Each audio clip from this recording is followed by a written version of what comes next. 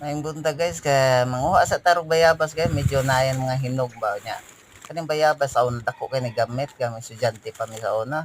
Ay pailisan mo papel ug nay magkaon mong mga classmate mo pailisan mo makaon nya kani sila ako ni mga kauban nga nag-adventure mi gamay ba ug makayab gyud na mo kainiton sa panahon. Kay medyo init naman pasilong sa tagamay na. Kaning daruhana guys, ako kay nilapad guys na tanan mao ni duaanan sa mga namo sa una. Sa kung sa lidwaan nimo da kan tamnanan gyud mais siya. Kay sa panahon nga ting mais nating sangge. Pero ti bagaag damang diha.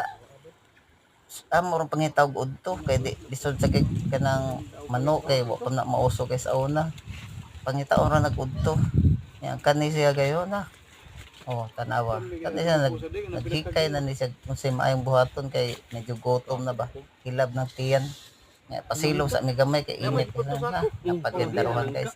Kung ganahagang paso-paso da pwede ra way magbuot nimo pero siga imong ilong unya og upaw sa ga samot og ka init kay medyo suwaw man gamay oh na diya na dapat gistanan daghang kay langgam na buntog pwede ka manggukod lagi kung kusog ka mudagan ang kaparat lang buntog kay musuksok sa kaning sagutan na kani siya kon kanang tanuma mao na siya ang kuan kani lagnob tambal to siya guys na kani bayabas ni Ilainting tambal ahedol, kung maglain ilainting na mo din. tiyan magbasa imong iti mo ti mo kuan nga ako Na dela inting inting. ka mao ni ha Ano ta mga dada. gutom na siya Yan. guys kay init Ang Diyos yan, hugar. enta ikaligo pero ang problema kay lubog man Daing uli, di ka na gilantad. mapugnaw ha ni gwapo ta kay humulan eh maghikot lang guys sa imong liog pising igaid lang nimo diha di pwede na ka di na ka maanod gaid mo dito hikta nimong liog pwede na ka maglutaw-lutaw